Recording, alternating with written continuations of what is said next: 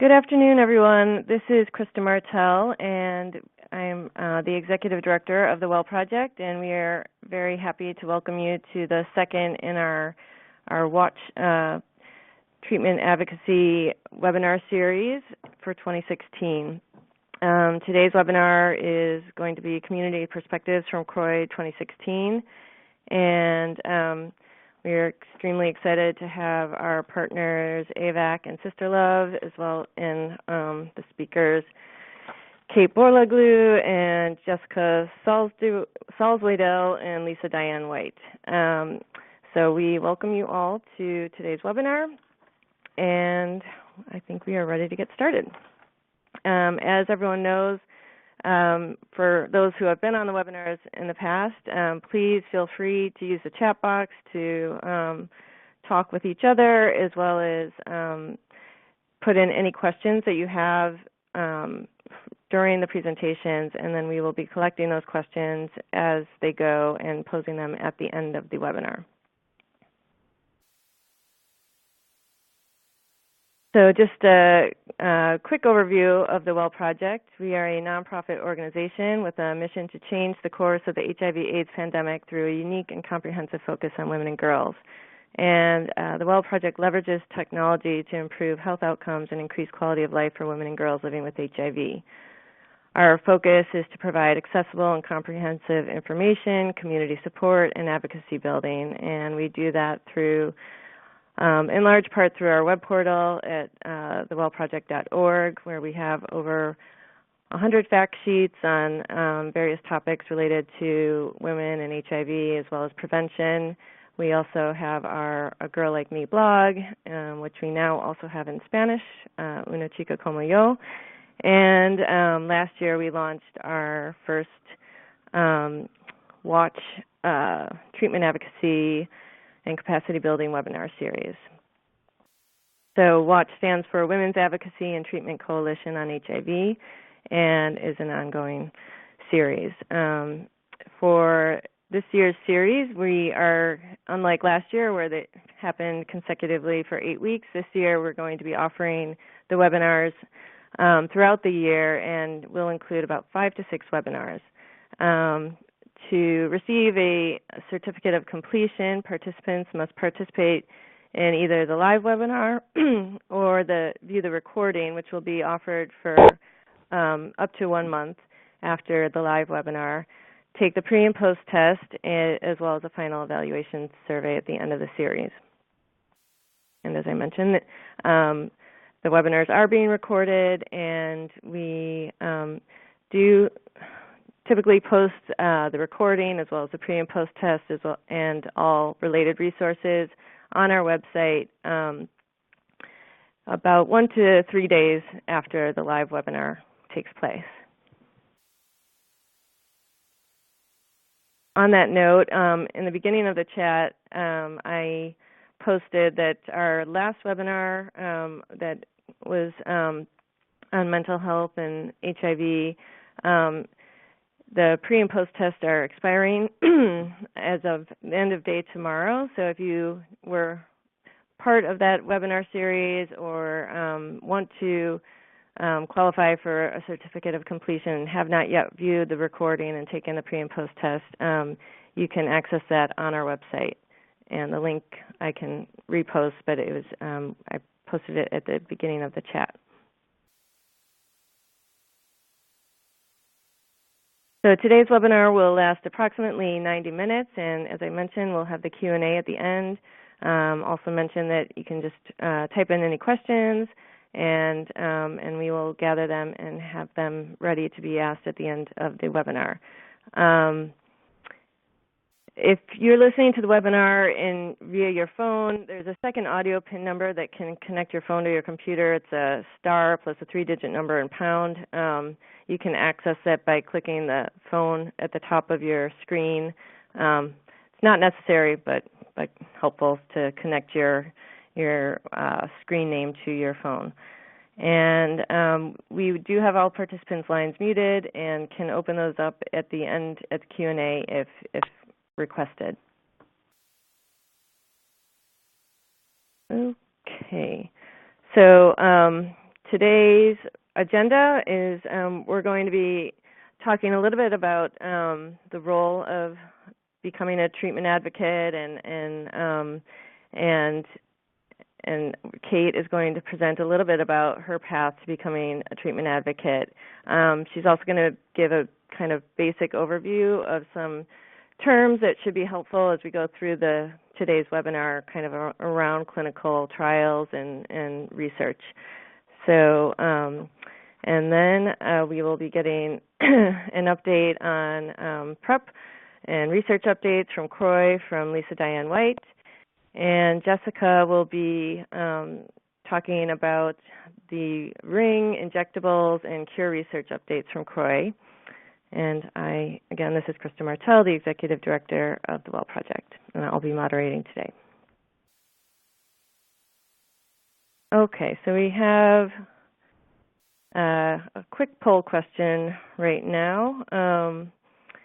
One second. So the question is, have you ever attended CROI, the conference that we're providing updates from today?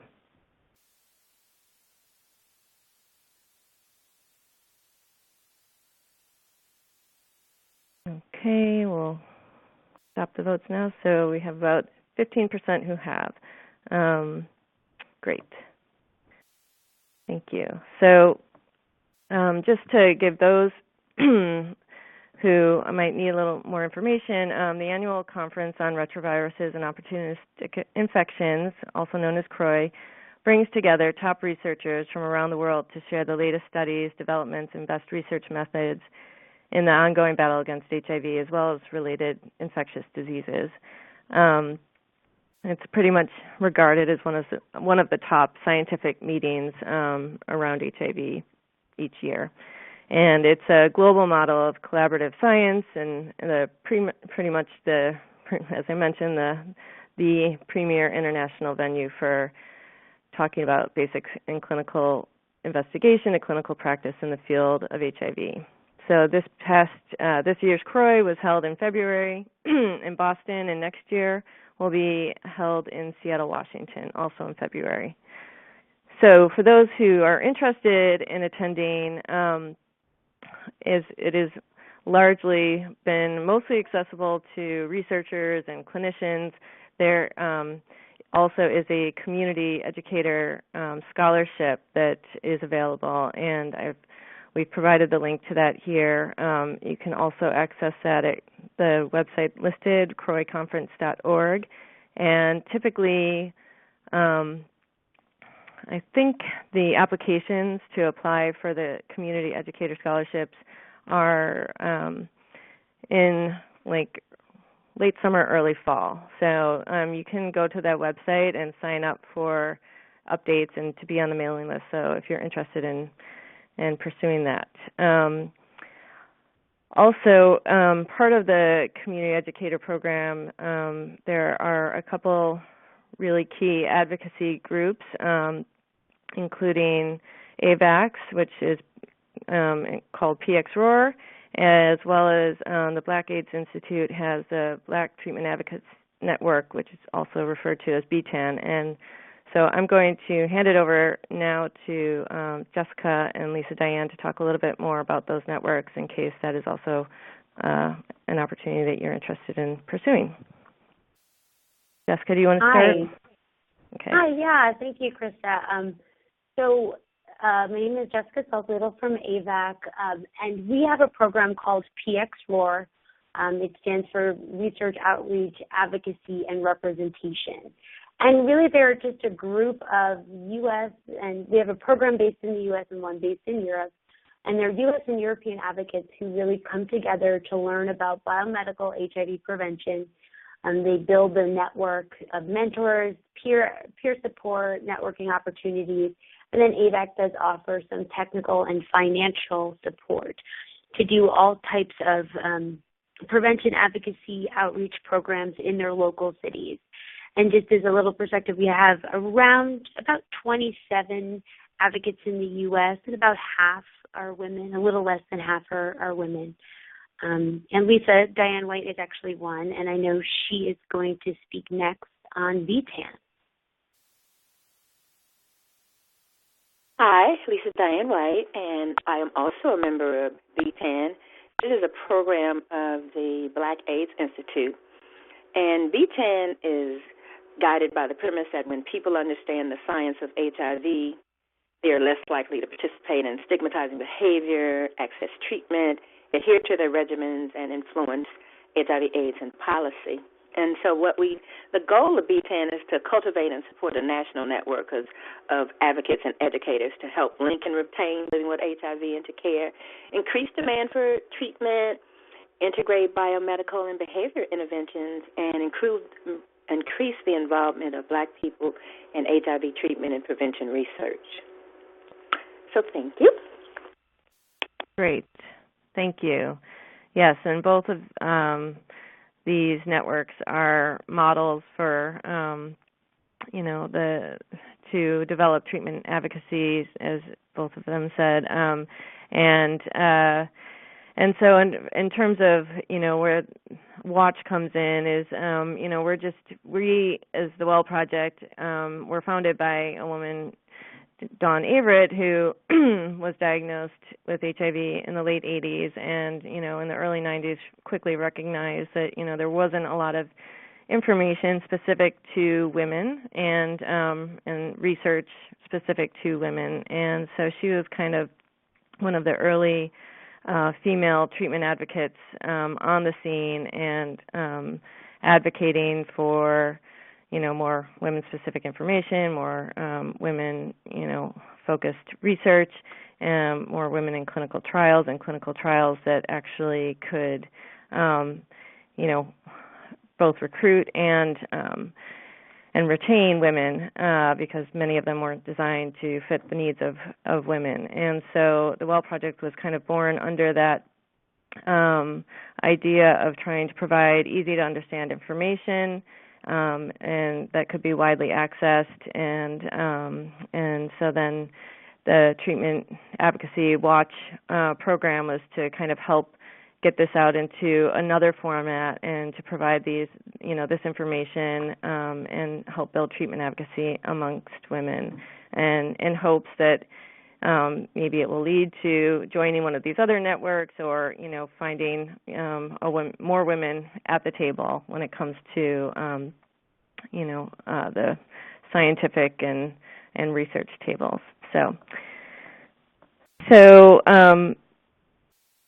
just as an aside, we also provide, along with our fact sheets, we do some conference updates and try and kind of bring also the information from conferences like CROI to our broader audience. And so on our website, you'll find our update from CROI 2016, which was written by our managing editor, Jennifer Johnson. Okay, so next I'm going to hand it over to Kate, and she's going to talk a little bit about her path as a treatment advocate, and on from there. So take it away, Kate. Okay, hi everyone. I'm Kate. While I didn't attend CROI this year, I have in the past. It's a very interesting conference. I did attend a scientific retreat following CROI for the AIDS Clinical Trials Group.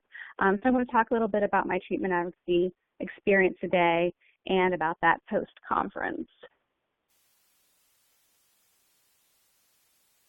What is an advocate? By definition, an advocate is a person who publicly supports or recommends a particular cause or policy. There are many forms of advocacy. However, if the thought of being an HIV advocate in public makes you nervous, there are other types of advocacy that might be a first step. You may know that you want to do something, but you may not know what to do or where to start. This is why learning more about different forms of advocacy can help you realize that you are already an advocate almost every day. So, individual advocacy. My personal journey began with individual advocacy. I'm lucky to have a great relationship with my physician where I'm comfortable being honest and I'm not afraid to ask questions. I go to my appointments, I take my medications as they're prescribed like many of you do. Next, I began blogging for the WELL Project, A Girl Like Me. This later led to being a part of the Community Advisory Board for the WELL Project, and this level of advocacy could be described as national or even international, since the WELL Project reaches across the globe. While jumping from the individual advocacy to the national advocacy level may seem like a large jump, it seemed pretty natural for me because I was able to be a part of the WELL Project without openly disclosing my status. So, for example, when I joined, I wasn't ready to share my face with the world, but the WELL Project provided me a platform where I could share my story and my knowledge without showing my face. So, as I grew more accepting with my status, I sought opportunities on a community level. I joined the local health department's Ryan White Standing Council, and I also joined the Community Advisory Board, which is also known as a CAB, for the Ohio State University AIDS Clinical Trials Unit. And my position on the CAB at Ohio State really led to a new passion that I have for science and clinical advances related to HIV treatment.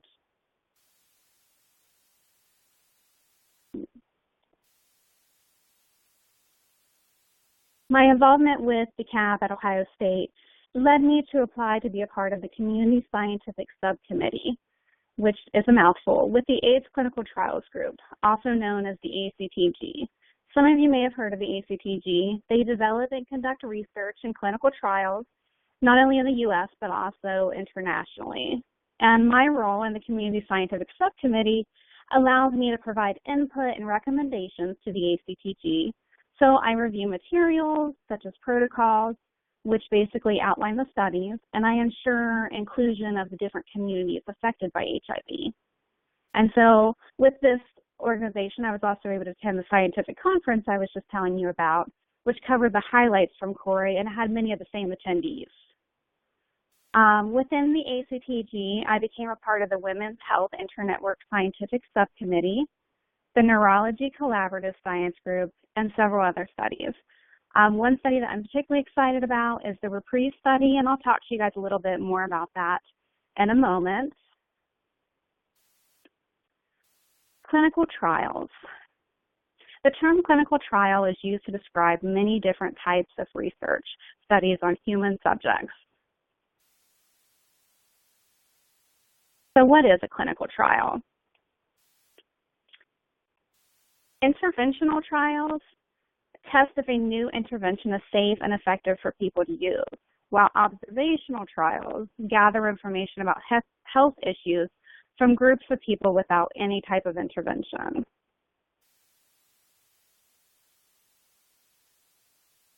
I think we have a poll question. Hi, yes, we are going to just do a quick poll. Okay, so have you ever participated in a clinical trial?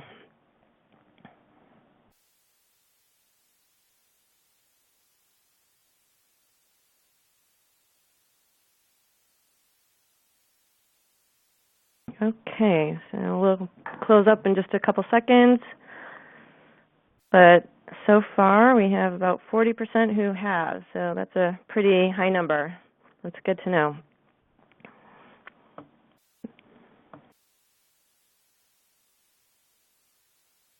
Okay, back to you.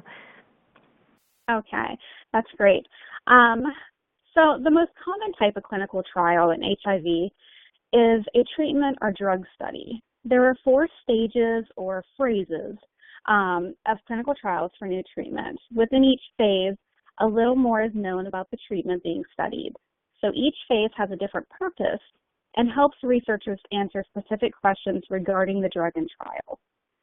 So let's talk about phase 1. Is the drug safe?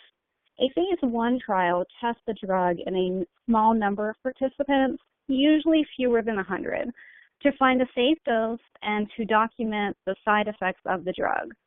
Phase 1 trials are usually short, lasting a few days to a few weeks. Then there would be a phase 2. Phase 2 is the drug effective? A phase 2 trial tests the drug in a larger number of participants, on average 100 to 300, to see if the drug works. Phase 2 trials may also test different doses of the drug to find which dose works best. The safety of the drug also continues to be evaluated. And the phase 2 trial usually lasts 6 months to 1 year. Phase 3 is the drug safe and effective in larger groups of people for longer periods of time. So a phase 3 trial tests the drug in a very large group of participants, typically 1,000 to 3,000. Phase 3 trials gather more information about the safety and effectiveness of the drug by comparing it to an existing medication or treatment. Phase 3 trials generally last 2 to 5 years. Then there's the phase 4 or post-marketing studies. And this determines what are the long-term results of using the drug. So these trials are done after the U.S. Food and Drug Administration, or FDA, approval, and it's to get more information about the drug's best use and to further examine long-term side effects. Once a drug has completed the first 3 phases of research, the company that makes the drug submits the study data to the organization that regulates drugs in that country. So for the U.S., that would be the FDA. So they submit it to the FDA for approval. And because the need for treatments for HIV is so great, a drug company can apply for something called an accelerated or a quicker approval if the drug offers something new or meets a need for people living with HIV. Accelerated approval may put special restrictions on how the drug can be used. However, even if a drug gets accelerated approval, the drug company must continue doing long-term research on the drug for it to get full approval.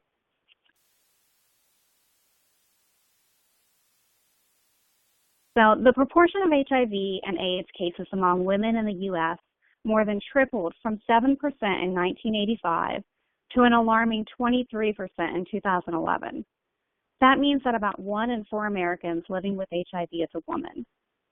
Rates of HIV are especially high among women of color. Almost 8 out of 10 women living with HIV in the U.S. are African American or Latina. Globally, the World Health Organization reported that women made up about half of all people living with HIV in 2013. And some areas, particularly areas like sub-Saharan Africa, almost 6 out of 10 people living with HIV are women. Despite growing numbers of women living with HIV, studies of HIV prevention and treatment, so the clinical trials that I'm talking about, have traditionally included very small numbers of women. In many HIV studies, only 1 in 10 of the people being studied is a woman.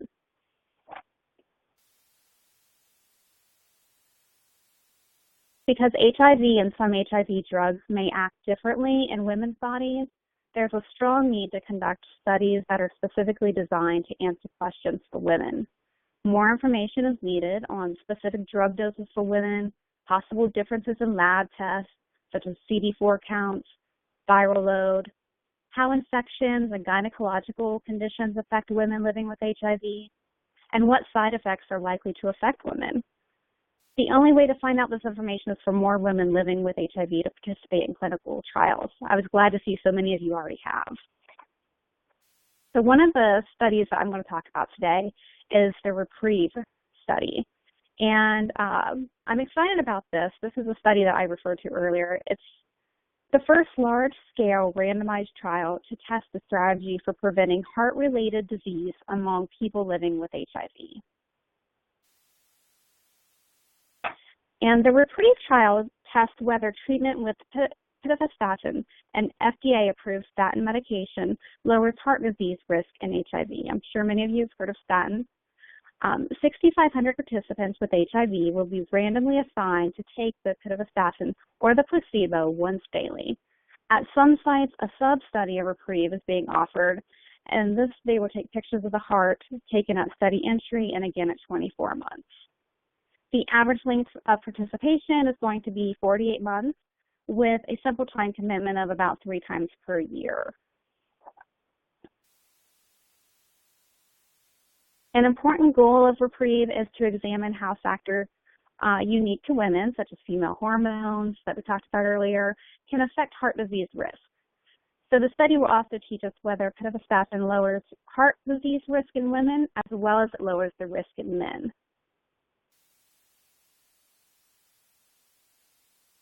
And by taking an education recruitment campaign toward women, this study provides an opportunity to educate women not only about clinical studies in general and the need for more women, but also for the increased risk of cardiovascular disease within people living with HIV.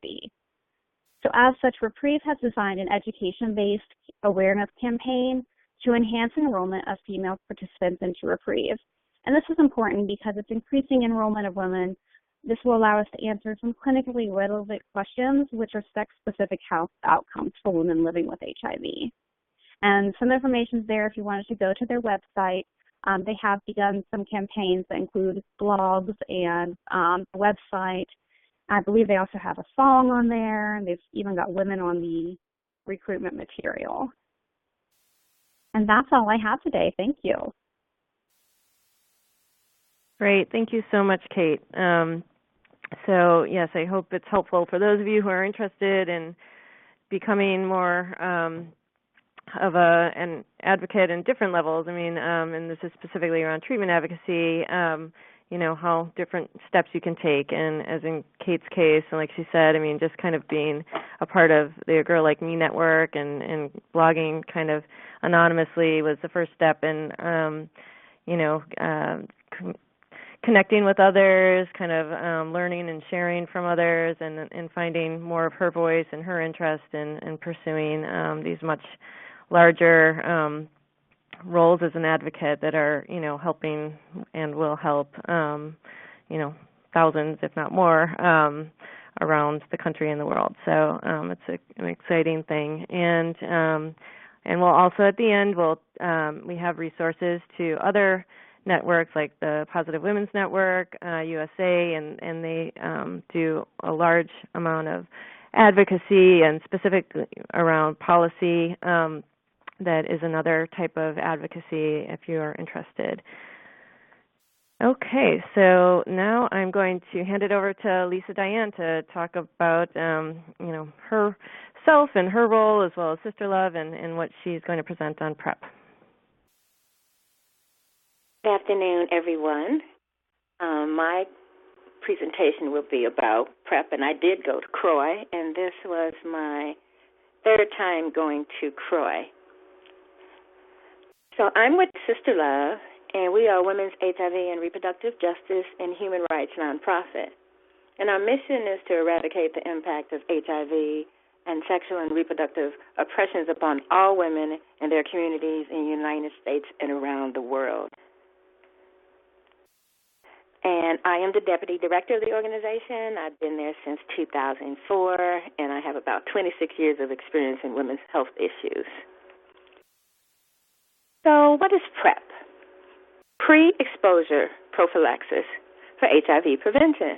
And so PrEP is when you use an antiretroviral medication to prevent exposure to HIV.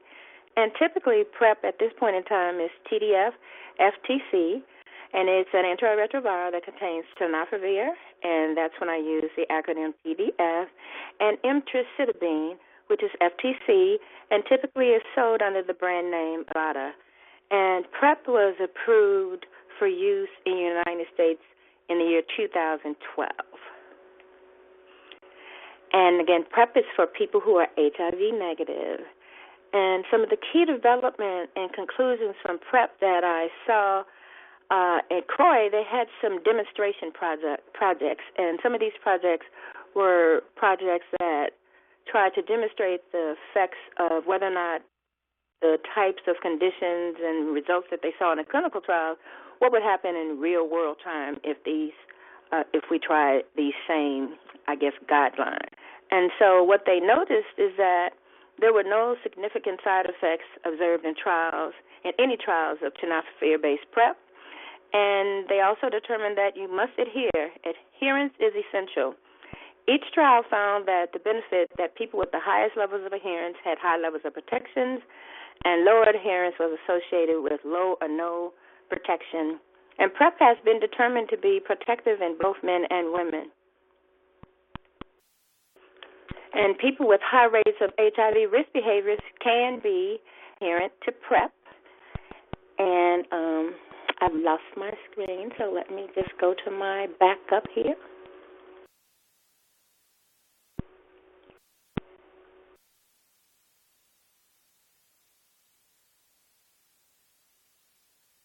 and they said that, people could be adherent to PrEP. And I think one of the biggest things that we've been looking at also is the fact that there are new studies that look at, when men take PrEP or people who have anal sex, they can take PrEP and it stays in the anus quicker when they take up to 2 to 3 doses a week. And women, it has been determined that you have to be very adherent to close to 6 to 7 days of the week. So serodiscordant couples, one person living with HIV and one HIV-negative individual can use PrEP as a bridge when the person living with HIV gains ART if she or he chooses not to take antiretroviral medications. And it can also be used for safer contraceptives. And individual cases of HIV drug resistance have been observed in some of the clinical trials to date. Resistance could emerge if a person acquired HIV while on PrEP and continued taking PrEP during the time before the diagnosis. And these cases appear to have occurred in participants who were living with HIV, and they had a window period of the early infection when they began to take PrEP. And so that meant that they might have tested HIV negative on the trial screening test, And it reinforces the importance of why you need to be regularly tested anytime you are initiating and taking PrEP. Most of what is known about oral PrEP relates daily to the use of Truvada. Thus far, this is the only form approved and recommended for use by regulatory bodies. And because of the difference in drug absorption in the vaginal areas, 20 days, you have to be on PrEP for about 20 days, and rectal tissue, 7 days. And any kind of data that has been observed in some of the clinical trials for men who have sex with men, we really can't take it and extrapolate it or apply it to women and vice versa, because the data, what happens in the vaginal area and what happens in the rectal area are very different. Now, I'm looking at something that the HIV Prevention Trial Network has done, and this was a trial that was called HPTN 073, and it was designed to assess the initiation, the acceptability, the safety, and the feasibility of use for PrEP for black men who have sex with men. And it really wasn't designed to evaluate whether or not PrEP was effective. And it enrolled 238 HIV unaffected black men who have sex with men in Washington, D.C., Los Angeles, and Chapel Hill, North Carolina. And they were offered Truvada and counseling to support their PrEP use. And 108 men utilized PrEP in that survey, in that trial. 5 men became HIV positive, 2 because they had discontinued PrEP. And they're still doing follow-up to determine what happened with the other men. And a subset of these participants, they will be recruited for qualitative interviews about PrEP and about the facilitation and their barriers for use.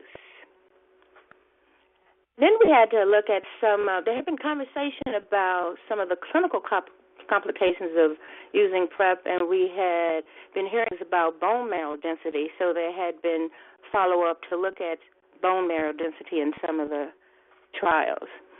And in one of the follow-ups, they had IPREX-OLE. It was a clinical trial of PrEP that assessed bone mineral density after PrEP use and after discontinuation. 498 participants were enrolled, and the median age was 25. 11% identified as trans, 43% smoked, and 81% drank alcohol. And they offered them a DXA sub-study of the bone mineral density, and it was conducted at 7 sites. And bone scans were conducted baseline every 24 weeks, and whether you were using PrEP or the placebo, and 24 weeks after you stopped PrEP. And the data was analyzed by PrEP adherence, and it was measured by how much tenofovir is in your blood. And people who were retained, they experienced in this IPREX-OLE study, they were in there longer because they were in the trial for 1.5 years if they enrolled in the OLE study. And what they found was bone mineral density did decline in this group for some. Loss of bone marrow can increase your risk for fracture, and participants experienced complete recovery of their bone mineral density after stopping PrEP, and it was usually within about 6 months. So this informed researchers that guidance about when to stop and to start PrEP is very important to maximize the benefits and to minimize any bone mineral density side effects. And we had some other issues, whether we were looking at renal function, kidneys. And in another ipreXOA analysis, there was a cumulative exposure to tenofovir, and PrEP was associated with a renal function decline. And the average decline was about 5.6 from baseline starting in those with daily dosing. And from that baseline, a creatinine clearance of about 90 milliliters, there was a 27% of you falling about down to 70% over the first year. And 60 to 90 means there's a mild decline in your kidney function. And this risk was greater in those over 40 years of age, and you do get decline in renal function as you age, naturally. And creatinine is a waste product that is a breakdown of muscle and tissues measured by doctors as they test your kidney functions. And it's filtered through the kidneys and it is excreted in your urine.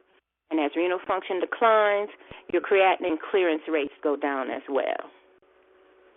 So for tenofovir-based pills for PrEP, they have on average a small and not clinically significant effects on your renal function, and that has pretty much been determined to be reversible after PrEP discontinuation. And researchers are still questioning how much renal monitoring is necessary to ensure safety with PrEP, since the findings over the last 2 years suggest that toxicity is very rare. And so currently the CDC, the Center for Disease Control guidelines, suggest monitoring your renal function every 6 months while on PrEP, with consideration for more and careful attention for those over 40 and those who start out using PrEP and they have lower baseline renal function. And then I looked at 2 CROI abstracts, and they looked at the rates of sexually transmitted infections among those who were taking PrEP. And rates were high, and more frequent screenings detected more STIs. In one study, 21% of the clients had STI in the 6 months prior to beginning PrEP. And this is really important to note because sometimes PrEP is considered as an option for people to stop using condoms, but as we see, 21% already had an STI in the 6 months before they began PrEP. And after being on PrEP, 13% had a new STI at the 3-month follow-up, and 15% had a new STI at the 9-month follow-up. So future work needs to be done to assess the optimal timing and the cost-benefit for more frequent STI screenings at each month's visit among PrEP users. And currently, the recommendations are to screen for an STI every 6 months, and this is whether or not you present with any symptoms or not. And one of the things that they determined in that particular follow-up is that whether or not people had any symptoms for an STI. When they did the testing every 3 months, they found STI that might not have been found if they were only looking every 6 months. And so this is why they are looking to make recommendations that you are tested every 3 months if you are on PrEP. Thank you, everyone. Great. Thank you so much, Lisa Diane. That was a great update, and I think it's really important for everyone who is out there and kind of educating and advocating for others to kind of know beyond the idea of PrEP, which we all know is a great tool for our prevention toolkit when in HIV, that, we need to kind of know about all these different areas and help people understand, especially around adherence and some of the different areas. So thank you very much. And now I'm going to hand it over to Jessica to present. Thank you. Hi everyone. My name is Jessica Salzwedel again, and I'm from AVAC. And just to let everybody know, AVAC really we are a prevention advocacy organization, and we do work globally on education, policy, advocacy, and we work through collaborations in various countries. But our main focus is really to look at the research process, and that now includes delivery as well. So looking at developing products, so figuring out where there is a gap and coming up with a solution, demonstrating its value through things like clinical trials, and then delivering that product to the populations that need it. And that's really where my talk is going to be focused on today, on all three of these areas, really thinking through the research process. So at CROI, I'm going to talk about the microbicide ring studies, which are a prevention method, but did get a lot of, which you may have seen in the media, they did get a fair bit of media coverage. Long-acting injectables for both prevention and treatment, and then cure research. And what I'll really be looking at is the phase 1, 2, and 3 of research. And Kate did a really wonderful job outlining the different phases.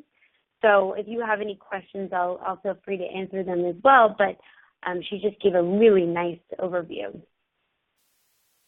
So we're going to start looking at actually the furthest along, so phase 3, and thinking through kind of what gives us the evidence. And I really like this sort of graphic, this slide, because it puts all of the efficacy trials we've had for HIV biomedical prevention in sort of a line of effectiveness. And so you can see some of the PROUD, MSM. These are some of the demonstration projects using oral PrEP, all the way down to the MTN-003 voice study, which showed no effectiveness. And if you look at these two sort of blue rings, hopefully they're blue on your screen underneath a green circle. Those are the actual 2 ring studies that I'm going to be mentioning, the ring study and Aspire. So before we go into it, a poll question. Yeah, I'm going to just do a quick poll question.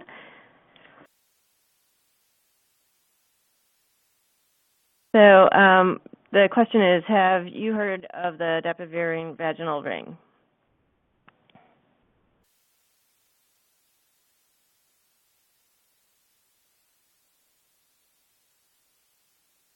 Okay, so it looks like about 2/3 have. So that's a great start. So okay, thank you.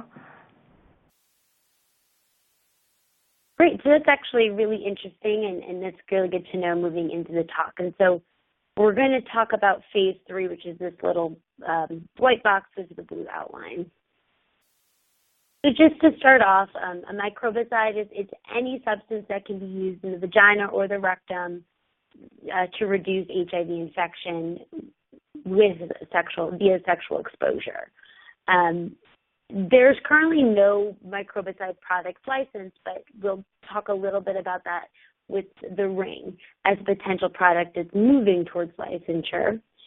Daily PrEP is obviously the only thing that is proven effective and licensed in the U.S. to work both for men and women to reduce their risk of infection. And obviously women do need multiple options for prevention because there's not a one-size-fits-all. Also because if you want to make sex fun, perhaps doing things like a microbicide or a lubricant may be a viable option for individuals. And so we're going to talk about these 2 phase 3 studies. So I put them next to each other. They're often talked about comparatively. They were conducted simultaneously by 2 different groups. So the ring study, which is in this light blue color on the left side of the graph, was conducted by IPM, or the International Partnership of Microbicides, and Aspire was conducted through the Microbicide Trials Network, which is run or sponsored by the NIH Division of AIDS. So two separate trials being conducted simultaneously. Both are phase 3. Both are looking at long-term safety and efficacy as well as acceptability. Comparable number of enrollment participants. The 2 big distinctions between these 2 trials is Aspire is a 1-to-1 randomization. This means that an equal number of women were randomized to the placebo arm as they were to the active arm. And in the ring study, it's a 2-to-1 randomization, and it is for every one woman on placebo, 2 women were randomized to the active arm. And the reasons why are because the ring study was originally set to be a time-driven study, whereas Aspire was set to be incidence-driven, meaning the number of infections. And the ring study is actually, so the ring study, upon these results, had not actually finished the study, and all the women on the placebo arm were able to get active product. But as you can see, ages 18 to 45, so a similar age group, and these are all women who are perceived at risk of infection. So here are the results. I'm going to add a little bit more nuance to these, and I can give you more details about this trial. But in general, they were all conducted in Africa and in South Africa and Uganda primarily, but also in Zimbabwe and Malawi as well.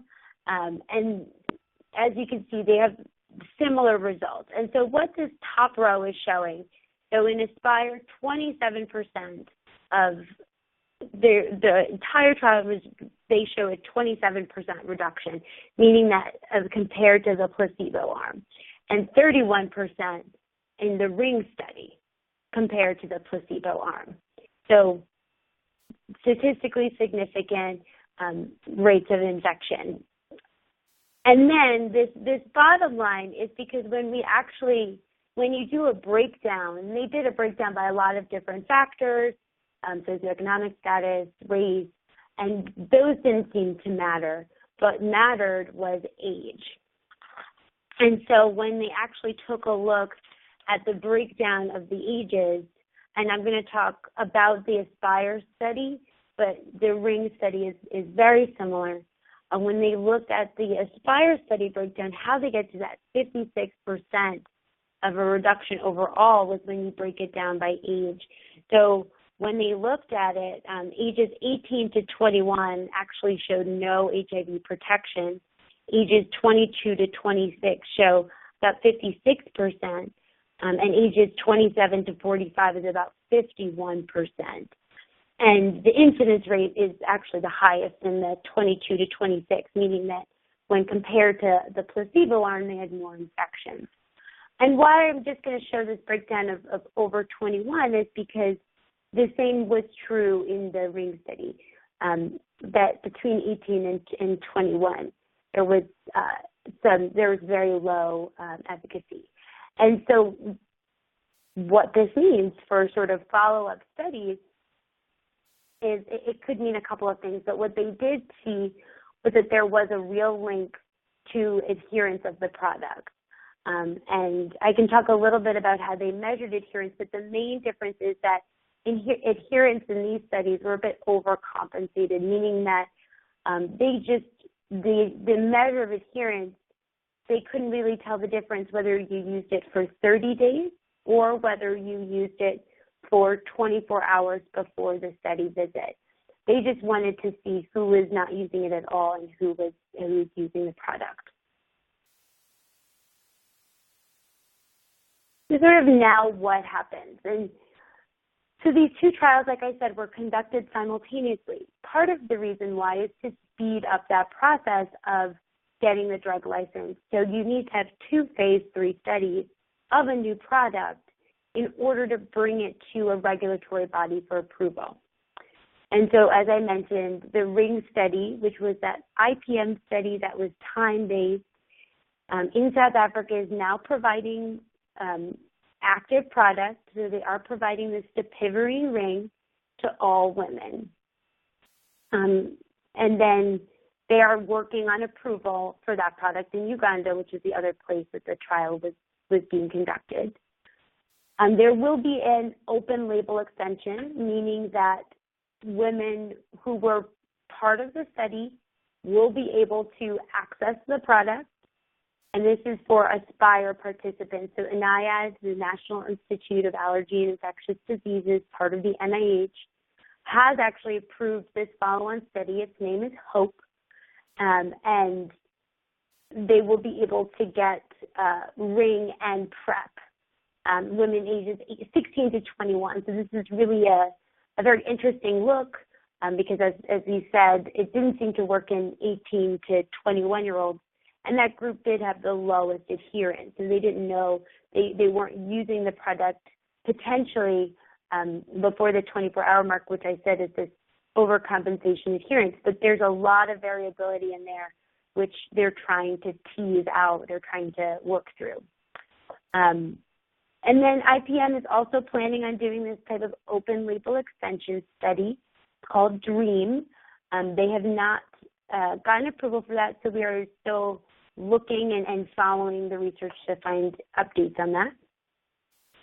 And what does this mean for regulatory approval? Well, IPM, which is the group that actually owns the product, is submitting, they're trying to put together, it's called a dossier.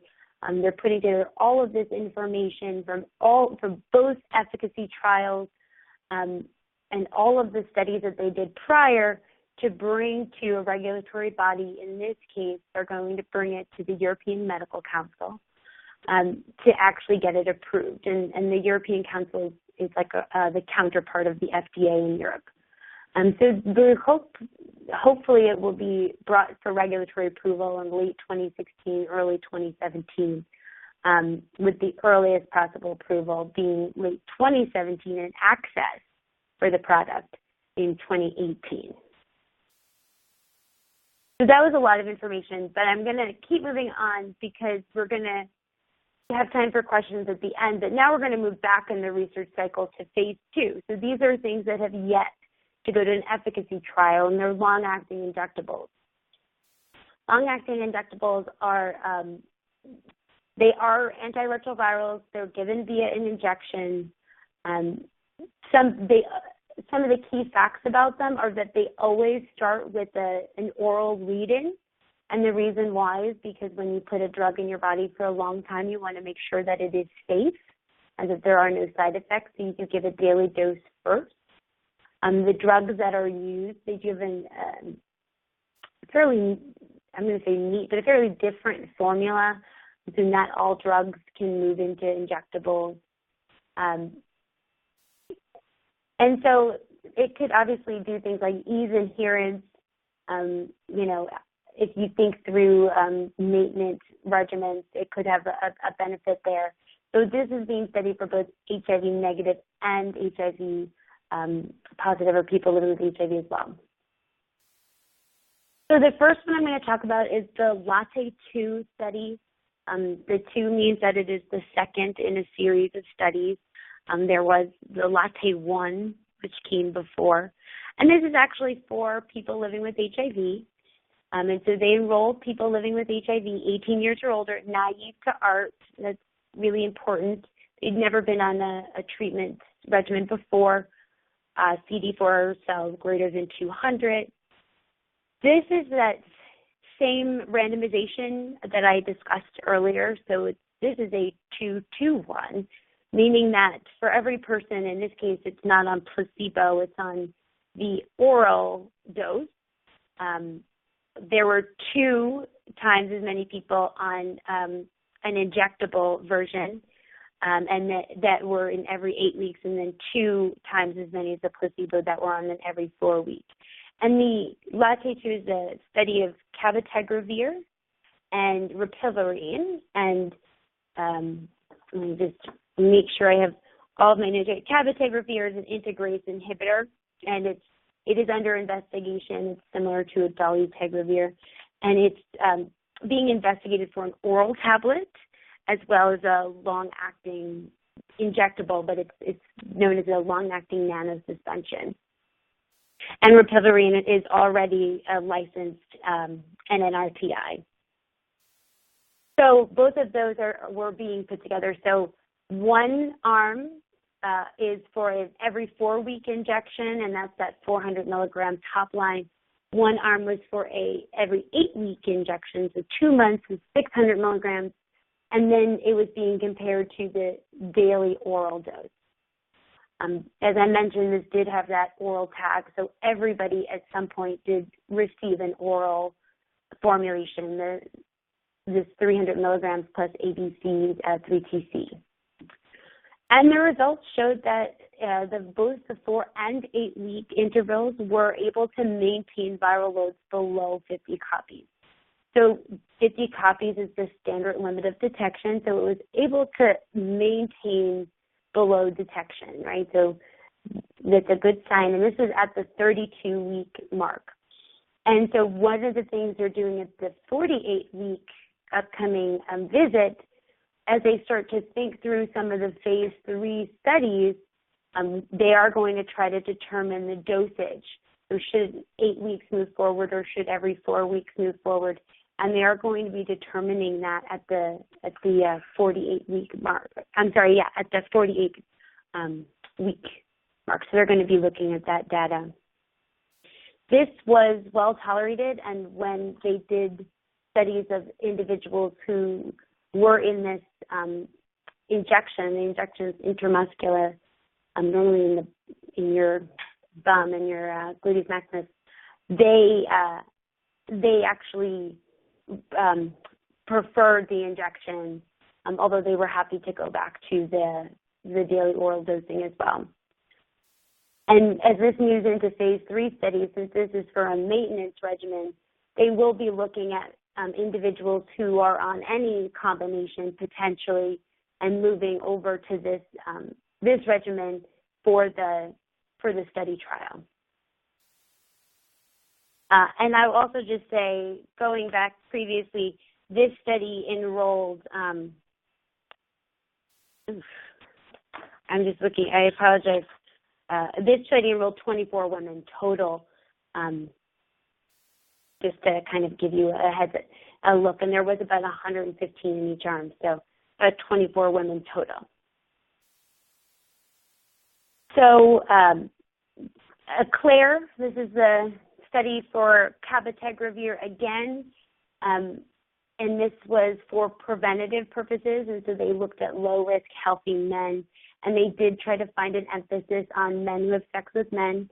And once again, this is intramuscular. It's in your glutes, and some sites varied where they did 2 injections in one glute, some in alternated. This is a 5-to-1 randomization. The main thing to take away is the cabotegravir injections. So they're looking at dosing. They looked at an 8-week strategy or a 12-week strategy here. This is also a phase 2, and what they did found, they are considering to go through with the 8-week dosing. This has similar safety profiles. They found it safe and tolerable. The individuals preferred the injection. There was some site irritation for the cabotegravir, some injection site irritation.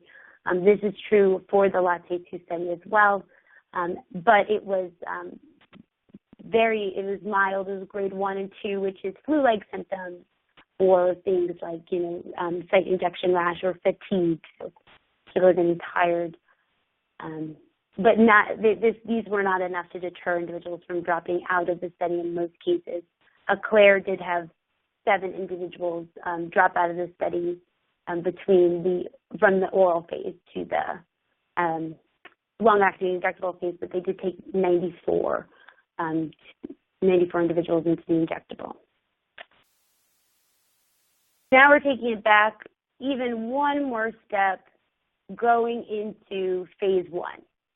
And really, the 2 studies that I'm going to show you are not even phase 1. So phase 1 is, as Kate mentioned, is very early safety studies, a handful of people. It's not even enough to say small, a handful. They may be 7 to 15 individuals sometimes. So just looking at, is this safe? And the studies that I'm actually going to talk about, it's very complex, but I promise I'll explain it. HRV is looking at this cure study as a TLR7 agonist. This is actually before phase 1. So this isn't even in humans. This is in non-human primates. They are, these were promising data that could potentially move into humans. This doesn't have any, I'm going to call it a TLR7 agonist, which refers to the basically the mechanisms inside the cell that it's bothering, agonist, right, bothering it. And that's because it's not in licensure, so the trial itself doesn't have a fancy name, and the products don't have a fancy name. The products are actually GS9620 and GS.05 and .015 milligrams per kilogram, and that's because this is the actual drug name at within Gilead Sciences, who owns this product. So this is their compound name. And so just to give a quick overview of the study design, this was in non-human primates, so it's placebo. This GS968 is the primate version of, or primate formulated drug. Obviously humans and non-human primates are different, so sometimes drugs need to be formulated specifically for them. But the two that are highlighted in red are actually the ones that would go on, they are the human formulation, and they would go on to in-human studies. They were challenged rectally, so think through a rectal infection, 65 days of viremia. Viremia means active virus, and if you think about it like this, they were challenged, then they had a viral spike, so their virus was replicating inside of their body for 65 days, before they were put on suppressive therapy. This is a very standard suppressive regimen for over a year, 467 days. And then they were actually given 19 doses of this TLR7 agonist. So they were given 19 doses of GS962, either at 0.05 or 0.15. And then there was a treatment interruption. So all their treatment was stopped. Conducted in 11 SIVs of simian and immunodeficiency virus, rhesus macaques. This particular non-human primate, rhesus macaque, they have a high rate of macaques that can control the virus without any medication. So this is just saying that none of the monkeys that they used could control the virus. They all needed medication. And the results are actually really positive. So treatment was well tolerated. There's no viral blips between doses 11 and 19, which means that they couldn't measure any virus. And 2 out of the 9 animals remained aviremic, which means they remained below the limit of detection for 3 months after treatment had stopped. And what does this actually mean for real life, right? And how do we translate it from monkeys to people? Well, 65 days is generally when you would reach your viral set point.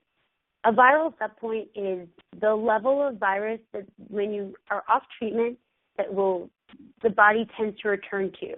Kind of think about it as a steady state. It's the place where your virus and your immune system are fighting each other, but neither is really winning, or your viral set point, the number of viral copies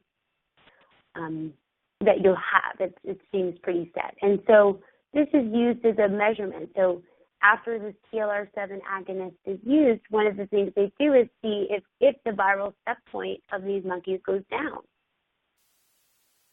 Okay, and so the viral set point is often also linked to the number of cells you may find in your reservoir. So if you have get on treatment early or before that viral set point, you get a lower viral set point, it means you have fewer cells in your reservoir. A reservoir being the collection of cells that have been infected but have gone into this non-replicating, they've basically gone into this quiet state. They're not dividing. And I know these are a lot of scientific terms, so I hope the chat box is lighting up. And the viral set point was used to determine if there is a reduction in this reservoir, so this number of cells. So basically, if they've been able to clear some of these cells, these latent cells, these long-lived memory cells that have the virus but aren't active from the body, right? They're able to wake them up. They wouldn't have the monkeys, when they go off treatment, instead of spiking to that original point, their viral set point, without treatment, it's going to be lower because they don't have as many infected cells in their body anymore to start producing virus again. And so, as I mentioned, many macaques are natural controllers. That wasn't the case. So this is the real important kind of crux of the data. 3 of the active arms were able to shrink the reservoir. This is sort of the important bits, right? 3 active arms were able to shrink the reservoir, meaning that this is GS968, 962, both doses were able to shrink it. They were able to decrease the number of long-lived HIV-infected memory cells in these macaques' bodies.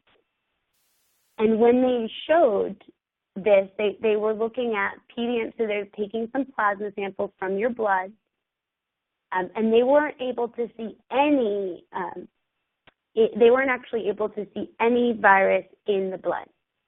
But they do euthanize these animals, and when they euthanize the animals, they were able to actually see, they would take tissue biopsies, and when they were able to take these tissue biopsies, they were able to activate virus inside of the lymph nodes. This is important. So inside of tissues, there seemed to still be virus, but in the blood, there was not. But in 2 of the animals, so this is 2 out of the 11, they were not able to detect any HIV in the blood or in the lymph node. And those are the 2 animals that were able to remain off treatment.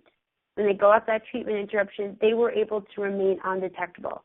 So there's two animals here.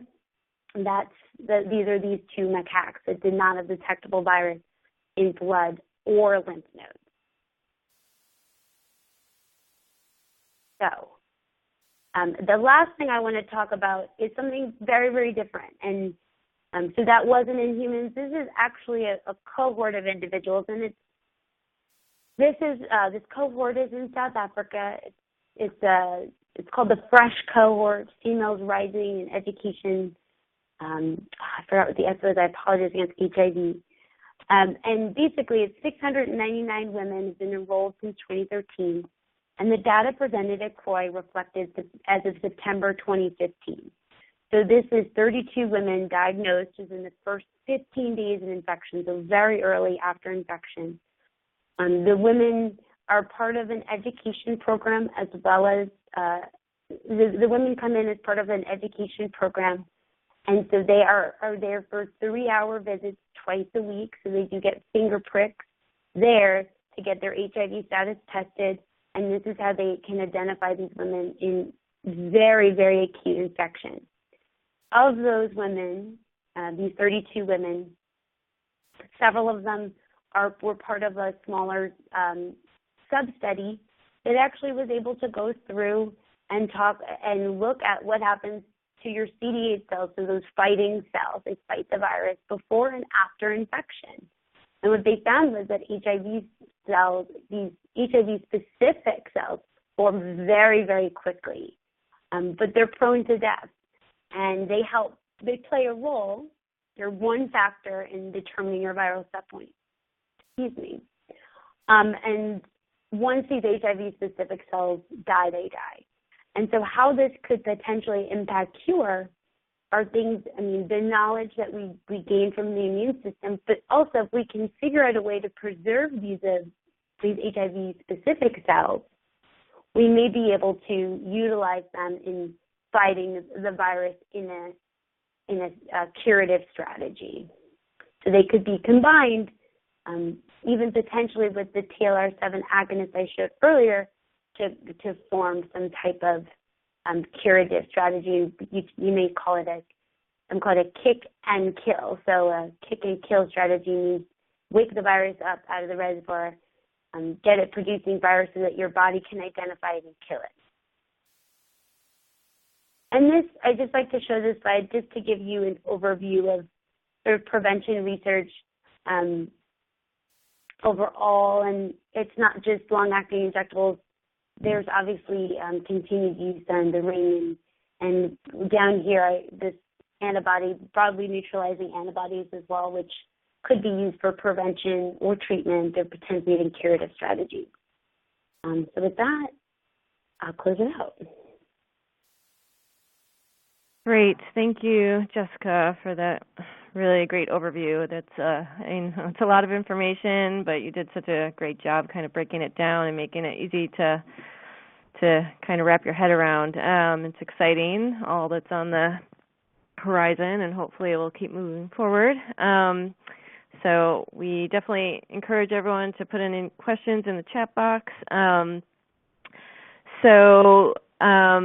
On the slide that you see, I just wanted to put a plug in for our annual survey. We are collecting information from those that use the Well Project's resources or are familiar with them, and it really helps us improve our programs. It's helped us actually create this webinar and treatment advocacy series based on information that we received. It was kind of the next step in the pieces of the puzzle for, advancing the advocacy that we do through the website and through the blog, is to create this series, and that kind of came out of the feedback we received in a survey a couple of years ago. So you can help us shape our programs, you can help us improve it, you can help us know what is not working, and in addition, we also ask some questions that are more research-based, and we use that information for our own knowledge. We share it with our Women's Research Initiative, which is a program of interdisciplinary group of thought leaders in HIV. It includes activists and people from academics and clinicians and government, and all coming together to kind of advance different areas of research around women and HIV. So we share it with them as well as our partners. So if there's something that we find out that we think is important for one of our partners, organizational partners, to know, because that is kind of where their expertise is, we also like to share that as well. So please it's about 20 minutes. About 20 people will be entered into, everyone is entered into a raffle if you leave your email, and 20 people will win a $20 gift card for those who complete it. And it will be open probably for another 4 or so weeks. And if you are also in networks that also use the Well Project's programs, if you could share it, that's even better. So thank you for that quick plug. And then before we go to questions, this will all be available, like I said, on the website, and you'll receive a link to the page where all this is listed, including the slide set that will have all these links. These are links to some of the resources that we access to build today's content from our own content,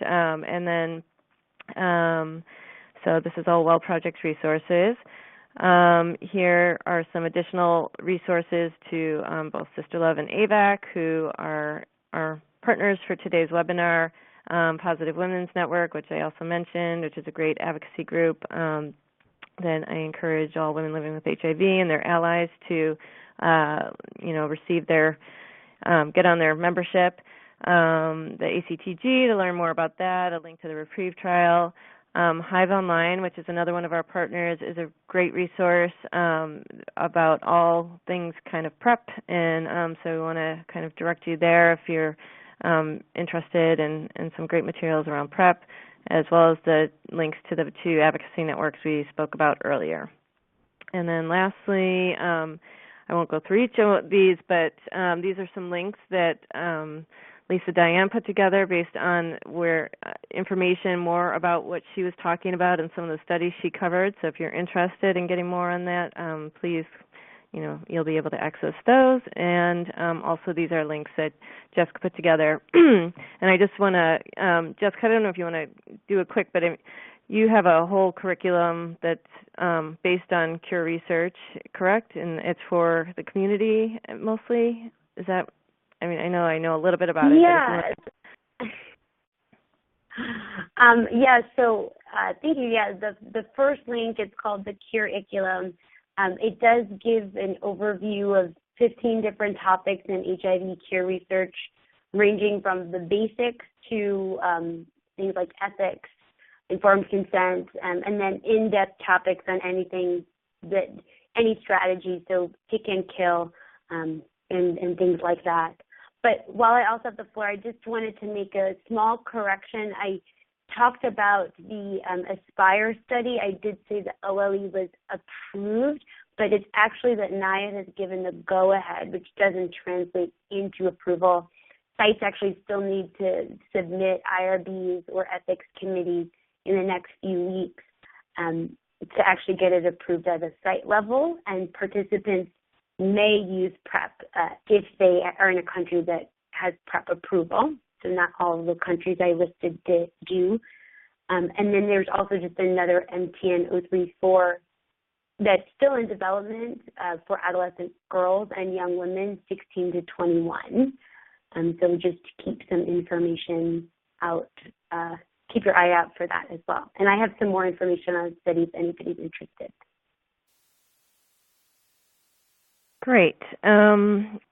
So in terms of questions, I see that some of the questions have been kind of answered. One question came up around microbicide, or about the vaginal ring, but I think it was when you were first introducing the microbicides, we were talking about their use in vaginally as well as in the rectum, but once then, so that's the larger microbicide and gels. Jessica, I don't know if you want to further explain, but it's that the ring itself is just for its vaginal use.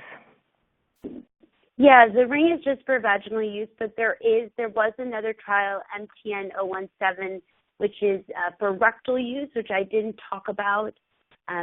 We did show positive results, but there are some discussions ongoing about that trial. It's moving on in another study, a small sub-study in men called Adonis.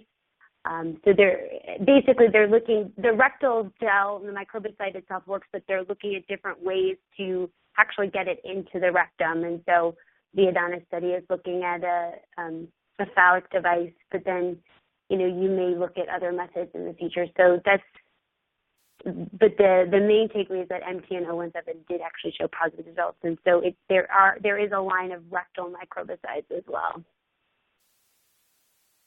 Okay, great. And if there's more information, we can provide it. Yeah. No, go ahead. Excellent. And one question I had, because we do have a lot of global reach within our advocacy series, as well as on our through our website and blog. And when talking about the long-acting injectables, kind of, I know this is more of a broader treatment question, but do you have a sense of kind of like the timeline of if it were to be, go ahead with approval, like how far down the line that could be then approved outside of the U.S.? Is it being studied only within the U.S. at the moment, right? Which one? The long-acting injectables? Yes, the long-acting injectables. Yeah, so that's a great question. So Latte 2 had sites outside of the U.S., some in Europe, and the ECLAIR, which is for prevention, was studied in the U.S. They also have a sister study in Africa. They are looking to do phase 3 trials by the end of this year, but where those are going to be have not been announced yet. And as far as approval, efficacy trials do take time to run. And so, like I said, you need 2 efficacy trials, positive efficacy trials, in order to bring that data to the FDA or the European Council. So I can't give an exact number. Yeah, so it's a little ways off, but okay. Also notice that, even PrEP is not available worldwide yet. And some of the factors might include whether or not you've got, government regulatory agency in the different countries have to approve PrEP, and they have to develop their own policies. and then the manufacturer has to be registered in the country, and also has to be inside the country doing treatment and prevention. And then you have to, maybe the country has to also incorporate PrEP use into their national HIV prevention plan, and then also they have to be demonstration projects. So there's a number of things that, even though the U.S. has approved it, there's a number of things that keep it from being approved in other countries. And so you've got several countries, Australia, Brazil, South Africa, and Thailand, where some of these approvals are still pending, and some of them had already happened as well. Okay. Great. That's excellent information for everyone. And is there any other questions from the participants? If anyone wants to post anything, we're almost time up. But if not, and we can end a few minutes early. I'll just wait one more minute or two. Do any of our presenters have any kind of closing remarks or thoughts? Oh, I'm going to have one closing remark. We did also have JD from the body. He was supposed to also present today, and he was going to present on a couple different things, but including there was a plenary from Tonya Petit, who is one of our WRI members, and presented about giving a really fantastic overview, which is also available on the CROI website, around data and the lack of data around transgender men and women in regards to HIV. And I'm sure that many people on this webinar know that that is a very important area that we need to kind of be addressing because of the high rates of infection, especially amongst trans women.